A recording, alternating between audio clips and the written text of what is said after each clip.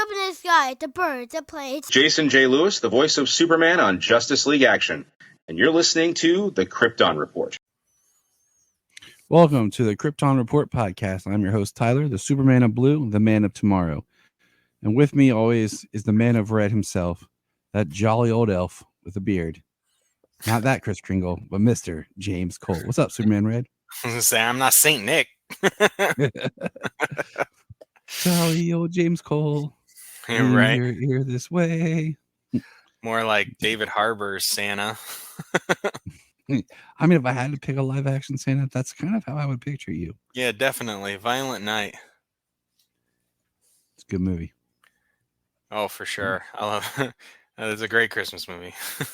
It is. It is a very good Christmas movie. Does not get the love that it deserves. All right. So, as far as news goes, I really don't have any. I think the only thing I really have is just some my wallet's in the other room, but I got my official membership card. I took a picture and posted on our social for the Siegel and Schuster Society. So my wallet's in the other room for everybody. A member of the Siegel and Schuster Society of Cleveland, Ohio. Nice. I got that in the mail. Let's see. There's not a whole lot. They're still filming Superman next week in Cincinnati. So I'm gonna try to go down. I'm gonna try to go down there for the 2 days they're there. They're moving from Cleveland to Cincinnati. Oh, right. Yeah, they've been filming in Cleveland for at least 14 or 15 days. Mm-hmm. Yeah. So, and I know that when they're shooting in Cincinnati, they're actually going to be shooting near the building that was the inspiration for the Hall of Justice. I predicted that as soon as they said they were going to shoot in Cincinnati for 2 days. Yeah. I was like, oh, awesome. They're going to film down there because that's what one of the biggest things is. And so, I mean, that's exciting. You know, the only time we've had Hall of Justice on live action was in The Flash, and they really didn't do anything with it. Yeah, it's so hard sometimes for us fans, like we've talked about, where trying to discern what's been done before in film versus what we've seen just in live action, period. Because we've seen so much over the past few years with television that sometimes it's hard to discern that. But let's see. The little bit of news I have is the Penguin series will be switched to an HBO original before going to Max. So I don't know. Does that mean it airs on HBO first and then like the next day on Max? Or is it like after the show airs on HBO, then it comes to Max? Well, I hope it's like The Last of Us or House of Dragon, where it just kind of drops and airs concurrently when it goes. No, that's what they're getting. That's what they're getting rid of. That's what they're getting rid of. Getting rid of that. Okay. Yeah, I'm pretty sure that's the idea. I think. Well, that's stupid. I think that's the idea. Moronic, idiotic. It's stupid. Unless they're going to do it like, because that's how I took it reading it. Unless it is something like you just said, like House of Dragon, where it's concurrent. But the way that I took it was going to be on HBO, then Max. Right. I know last time we discussed about like the release date, and the only thing is the trailer on Max says coming in September. That's all the trailer says on the Max streaming service. So, yeah. So I don't exactly know what this means, but I'll throw this out here. Suicide Squad Kill the Justice League will be one of 3 extra games available to Amazon Prime members when Prime Day arrives on 7/16. Chivalry 2 and Rise of the Tomb Raider round out the trio. So somehow it's going to be free via Amazon Prime. I don't know what that means. I mean, I might have to look into it if I can get a copy of it for free or something. I'm like, is it a free digital like download? Is it a free like hard disk? Like, I just know that game is not doing what they wanted it to do. Well, you know, I mean, unfortunately, when you look at it, I mean, when we discuss the fandom, heck, I mean, you know, people are complain about the game because it's minutely not what they want, like unless it was everything they asked for, they're Mm, gonna, I they're just gonna think, complain and moan about it. yeah, I don't know. The past two DC games have not been received very popular with the Kill the Justice League and Gotham Knights, so it's kind of sad. Let's see. Uh,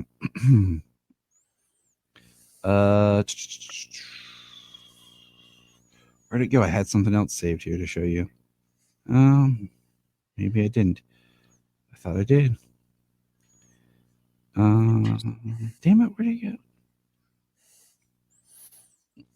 Okay, so the only thing I have is we have our voice cast for Watchmen, and we have Matthew Rice as Night Owl, Katie Sackhoff as Silk Spectre, Titus Welliver as Rorschach, Troy Baker as Ozymandias, Corey Burton as Captain Metropolis, and Michael Severus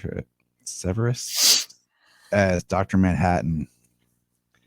That's not the whole voice cast, I guess, but okay.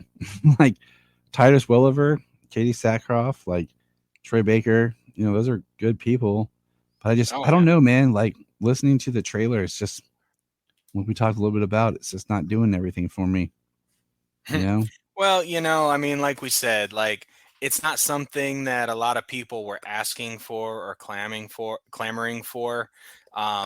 It is a fantastic story with an amazing live action adaptation. So well done, but also some people complain about the differences, the changes. The main one being the end, not necessarily, but some of them, there are other ones that people talk about throughout the film.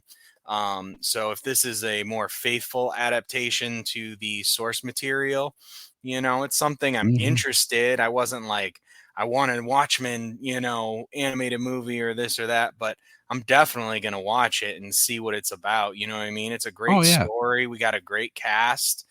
I mean, and I don't know, I could, if it's really good, I'd put in either one depending on what I feel like, And then as of this recording, Tuesday, which is going to be the 16th, we get Crisis Part 3. And James and I will be recording on that when James returns to town. Return from camping. Because, James is coming to town. When James, right? So first of all, let's throw out here. Yeah, we didn't get to do our Saturday morning cartoon because I got pulled into being on call for work, and James was already on call for work, which then led to problems like with we would be recording something, our comic that we were supposed to be recording for this episode. We did not get to record due to scheduling conflicts between being on call and everything. And I was gonna say at least 2 or 3 conflicts arose that really just like tanked our schedule. Yeah. So this episode, probably one of our shorter episodes, because we are going to pair it with that recording, which will be coming later on. So today we are just here. We try to keep a schedule and keep going. But today we are here to talk about My Adventures with Superman, Season 2, Episode 9. The penultimate episode of Season 2. Yeah, called Pierce the Heavens, Superman. All right. Before we get into spoilers or anything, James, just quick thoughts of this episode. I think we discussed, I think I called a lot of what was going to go down in this episode. Maybe not exactly, but it was pretty cool. And the characterizations that we got this week was really interesting, and they definitely, well, I don't know. I guess that's a little spoilerish. I enjoyed it, just like every other episode of this show. And it went somewhat of the way that I thought it was going to go, which I'm happy about, because I feel that was that was a good route to go into the final episode of the season. Yeah. So this, I'm gonna give a shout out to the MVP of this episode. There are two characters that made this episode possible. The first character, you probably already guessed, Lois Lane. Second character that made this episode possible, Steve. Steve Lombard. I'm just gonna say, like, he had us cracking up as a family. It was so great to see Lombard in this episode. Yeah. I loved it because the last interaction we got with him, especially because it was like really him and Jimmy, you know, and then the way he returns in this episode, it was a perfect callback for last season. I loved it. So let's give you a synopsis. Jimmy and Kara race back to Metropolis to stop Brainiac's invasion of Earth.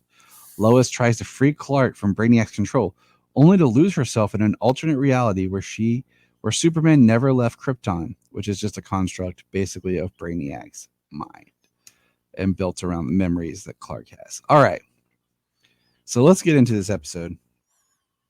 When it starts, we see Clark, Kal-El, let's get the names right, Kal-El, in the more traditional Kryptonian suit that which we saw Jor-El in when we first met him, the very black and white.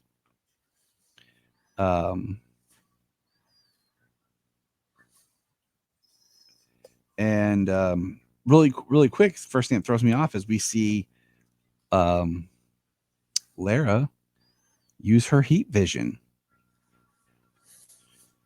Ooh, James, what did you think about that? Well, I mean, you know, what we saw in the one flashback that we discussed about Kryptonians having superpowers, flying and that type of stuff, flying in super strength. But they didn't hide the fact at all for any period of time that it was Brainiac. That the parents were not even really a construction of his parents in his mind via the Black Mercy that we're used to seeing. You know, just this construct, this fantasy, this paradise. The Black Mercy being used by Brainiac to create these constructs to manipulate the mind and trap the mind. So, I mean, yeah, we got the heat vision right away, but, you know, and also like the way she used it at the time, he's being Clark. He's being nice. He's trying to feed the Sun Eater, which I loved seeing. Yeah, but she wouldn't have heat vision. That's my whole point. Yeah, like, but she didn't. She just. That's the whole point. Like, she wouldn't have heat vision if he was truly on Krypton. Yeah. So that's one of those. I mean, like, ideally they wouldn't, but in this show we're not so sure because, you know, they have superpowers. Well, everything's been augmented by Brainiac's twisted reality. So, right. We talked about that a little little bit. Clark doesn't know what actual beings on Krypton would be like. So even if he used that, you know, it's not necessarily something Clark would find out of character for a Kryptonian because he doesn't know the difference. Exactly. So like I said, the Sun Eater was great. And then we have Lois get confronted by Jor-El and she doesn't remember who she is. And then we see the intro credits and everything. And then our team, Jimmy and Mala and the Brain with Carden and Lois return to Earth. And guess who's waiting for them as the ship crashes? Waller. As Kara saves Lois and Jimmy as they're falling out of the ship, Waller's waiting with kryptonite. And Jimmy tries to get a signal to get on Flamebird. And he goes live. And then what happens, James? Well, they get arrested. They get arrested, and they get arrested. Waller illegally arrests the journalists, takes them into custody, and as they are driving away, they run into a blockade of the Daily Planet. Perry White, Vicky Vale is there. They have cameras and everything. They say that it is a violation of their Fourth Amendment rights, and it is used as a distraction for Steve Lombard to sneak around back of the truck, cut off the locks off the back of the truck door, and there's shackles. And he's like, nah. Yeah. Jimmy's like, Steve? And he's like, yeah, we saw you got arrested, bro. And we were like, nah. Yeah. He's like, and the wolf pack, and you hear the like in the back, just like Jimmy has the wolf cub. Yeah, just like Jimmy has the flame bird. You hear Steve and his wolf band. You hear the and like even when he drives away with them, you hear it in the background. He's got wolf painted on the side of his van. And like, so like, we're gonna keep with this thread here. Is like, we have a scene where Steve is talking with Kara and Jimmy, and he's like, "You're Superman's cousin, right?" So that guy gets beat all the time, but he just keeps going because he's Superman. That's what a hero does. And it's like, man, Steve, like Steve of the heart, right? Like coming in a strong second. Like we know Lois has heart, but Steve, this episode was really doing well. Being the voice of reason. So now we have that going on. Okay. Now let's jump back into the mind of Kal-El. We have Lois continually trying to talk to him, and she touches him. And when she touches him, she gets her memories back. What we find out is she's a glitch. And there's a saying that Brainiac through Jor-El and Lara will say that basically restarts the simulation. And then she goes back to where she started when she entered. This time she has memories. They tried to use it to erase her, but they can't erase her mind. Like she's there. She's not like a she's not like a digital construct.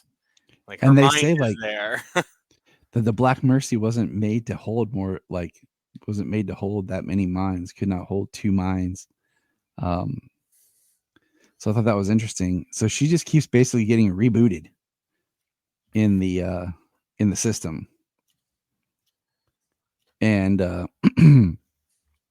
do you call it? So she goes through the simulation each time, like she's trying to get closer to Clark, and she's building up, trying to tell him what he means to her. And I counted a tally of like 7 times. We get like 7 different simulations she goes through.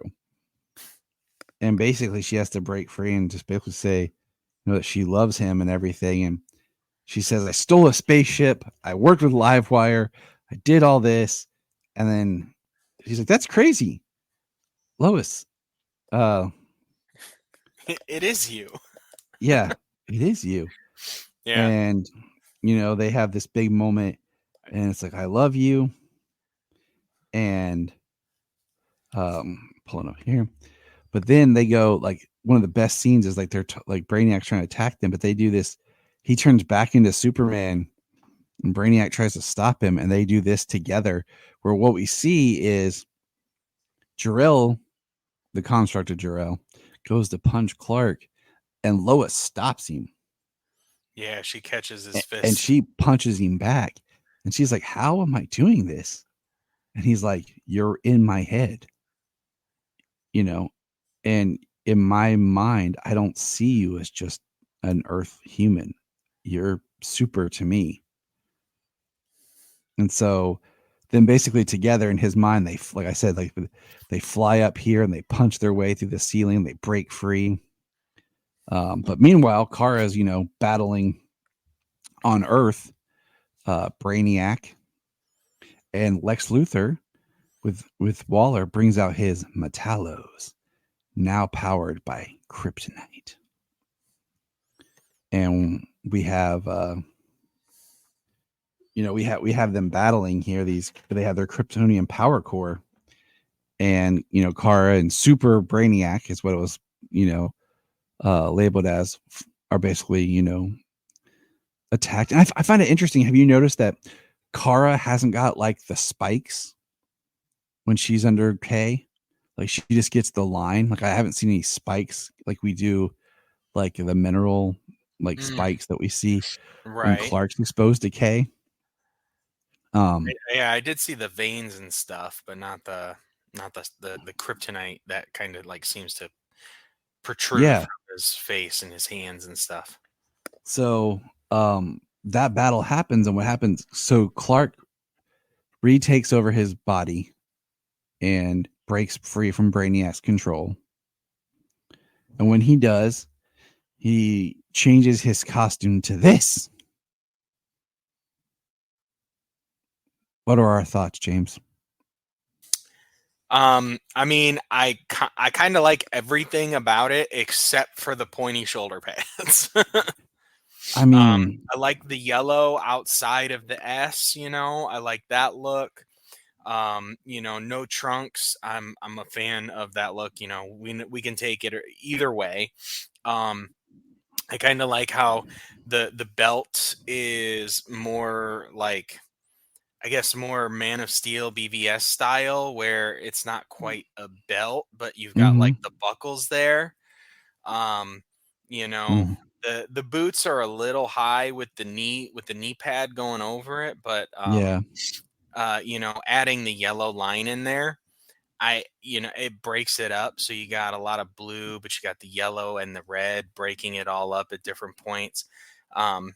No, I think it's cool. The two-tone is all right. We got a lot of two-tone from Superman and Lois in the past. Yeah, the only thing I think is funny looking is the shoulder pads. Yeah, I really don't mind the back of the hands. I really don't like the shoulder pads. On the hand things, I could take it or leave it. But the shoulder, yeah, not good. The boots, I agree with. And I bet we'll get some line with Martha about making him a new pair of trunks. You know what I'm saying? Because people will be like, he doesn't need no trunks. He needs trunks. Oh, people need to quit it. Like he's had plenty of costumes with and without. He's not Superman just because he doesn't have the trunks on. No, now he's some other character. I don't know who he is, James. I know. Without those red underwear on the outside, I can't fathom it. So as soon as he does that, and we have Kara and Kal-El together now, Superman and Supergirl, but she hasn't got that moniker yet. Moniker. Gosh, I'm tongue tied. They're fighting together, and Brainiac power. This is what he goes. Kryptonite shielding enacted, and basically he covers himself and all of his stuff with a shield to protect him from kryptonite, and then attacks and takes over the Metallos after he blows up a bunch of them. And Waller's freaking out and yelling like, "What's going on?" And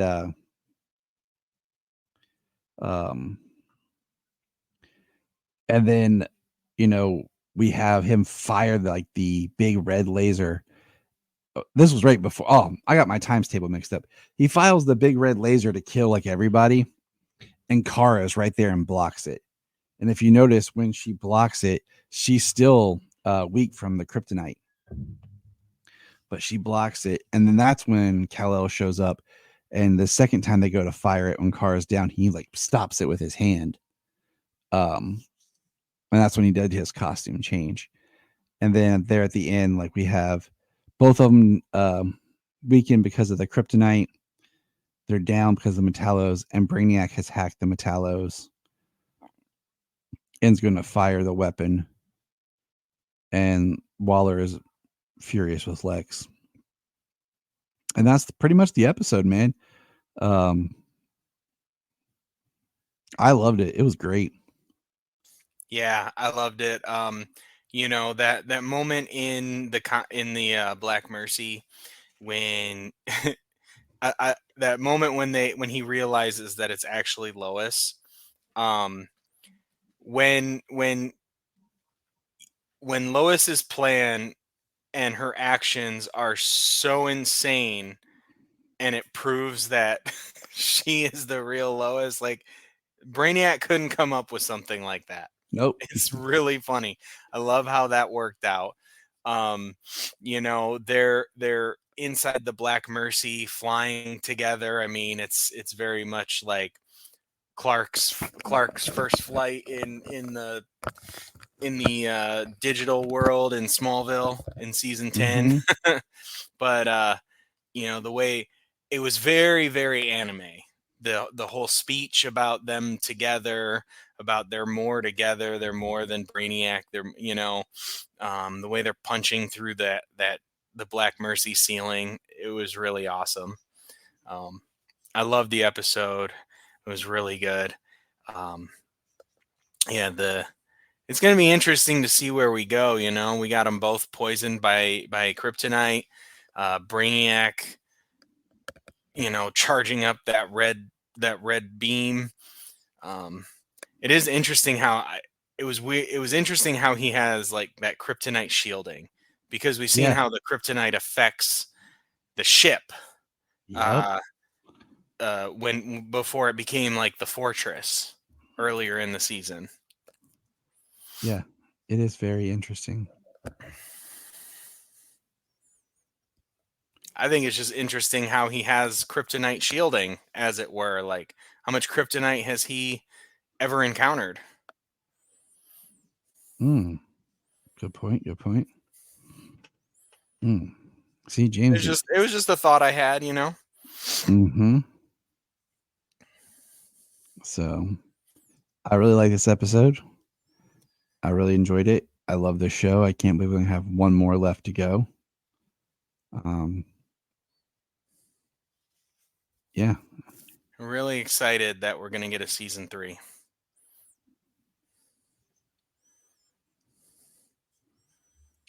So am I. All right, man. Well, that's our episode for today. Like I said, it's a short one because we didn't get to do our recording, and there really wasn't much news. I mean, Comic-Con's coming up, and I guess my last thought here, something I typed the other day that we didn't get to talk about, but I was thinking on the suit by David, and I'm like, do you think the new Superman suit is supposed to be created by Martha, or is it alien in nature? Also, is this suit supposed to fit under his clothes? Like, out of every live action Superman suit, this one to me feels more like one that you couldn't hide under clothes. You've always had to use some suspension of disbelief with the boots and the cape and everything, but this one just feels like, I don't see that really being hidden under his clothes. I don't know. We'll see, but there's just a thought like how this is gonna, because we got to get a good shirt rip in this. You can't not give us a good shirt. Well, rip. a lot of the shots we've seen, it's really baggy and everything, but there has also been one shot out there that looks like there is a more form-fitting version of the suit. Oh yeah. Yeah. That's the thing with behind the scenes footage, especially in a film. You have the actor wearing a suit. It's a little looser when they're fighting and moving around, and then when you do like really heroic shots where they're not really moving, they're just standing, you have a tighter, more form-fit suit to give it a better look. That's why I'm not sweating when people are like complaining about stuff. I mean, it's also a suit. You know what I'm saying? Like, it's not his skin. We just did Superman where it's a secondary skin, and people didn't like that. So calm down. And that one looked amazing. And when they drew it in comic book form, it looked amazing. So I don't know what the hell they're talking about either. I know you can't make people happy. You cannot. Some people love to live in misery. But all right. Let us know what you think about my adventures. Let us know what you think about Superman, DC, or anything. Send us an email. Find us on our socials. Krypton Report. KryptonReportPod@gmail.com. And we look forward to hearing from everybody. So remember, James will be coming around December 24th. Make sure you've been good. Look Look up in the sky. We want to thank you for checking out the Krypton Report podcast, and we ask you to check us out on all of our social media, on Twitter X, Facebook, Instagram, Blue Sky, Hive, Threads, YouTube. We're everywhere. And if you want to be a guest on the podcast, just send us a message and let us know. If you are like Tyler and James and can't get enough Super Talk, check out these other podcasts.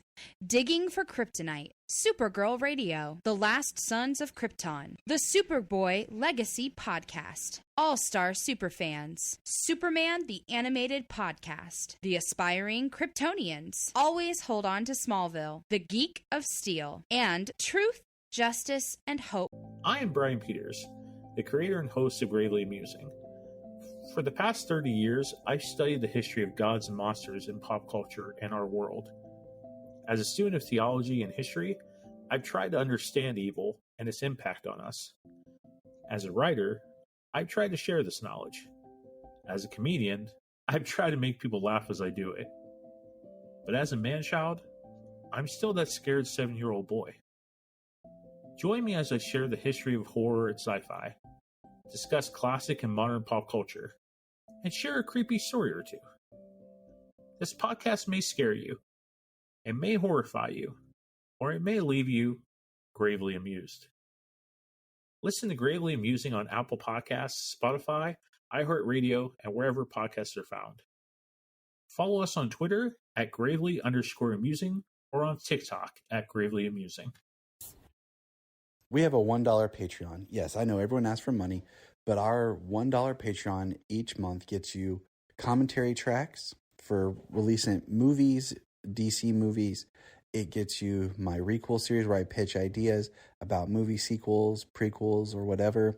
It also gets special bonus episodes. So check that out for $1 a month. That's all we ask. Keep it cheap, keep it simple, and help us keep going. Check out the link in the show notes or Patreon Krypton Report. This is Dan Jurgens, and if you want to have a good time, keep listening to the Krypton Report.